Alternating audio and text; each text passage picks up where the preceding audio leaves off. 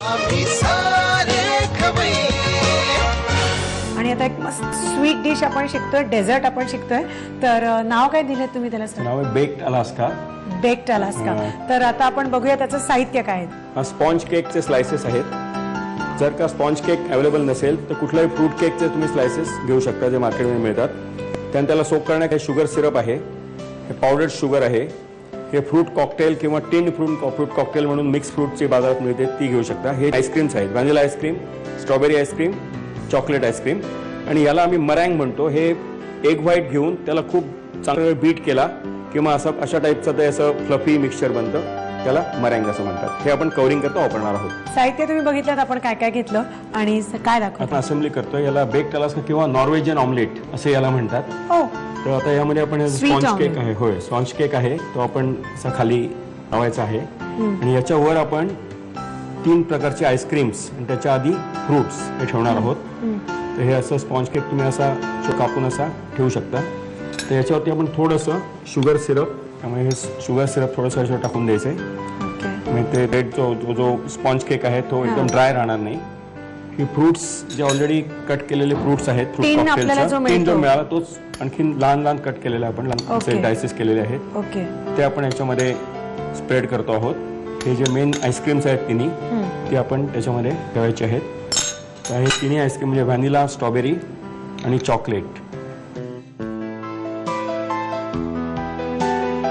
हे आईस्क्रीम ठेवल्यावरती पुन्हा आपल्याला ते स्पॉन्ज केकचा लेअर याच्यावरती द्यायचा आहे.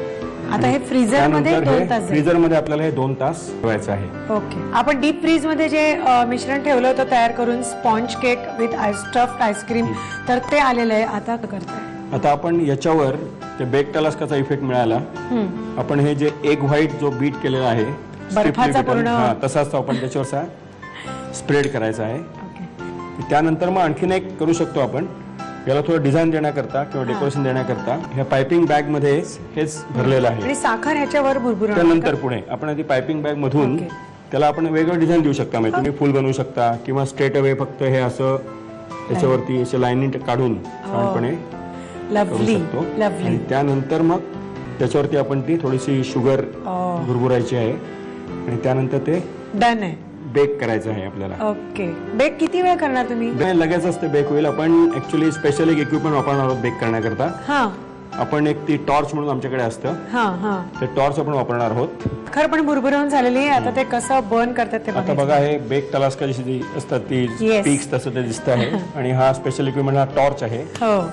असं करून तुम्ही असं फिरवलात की ते छानपैकी आपल्याला जसं पाहिजे तिकडे ते मला तो असा इफेक्ट मिळेल. हा बघा. तर हे आतापर्यंत आम्ही कसं केलं त्याचं साहित्य आणि कृती घेतली. बेक्ड अलास्का बनवण्यासाठी लागणारं साहित्य: स्पंज केकचे स्लाइस, पिठी साखर, शुगर सिरप, साखरेचा पाक, पावडर शुगर, मिश्र फळांचे तुकडे, vanilla ice cream, strawberry ice cream, chocolate ice cream, अंड्याचा पांढरा बलब आणि मरँग.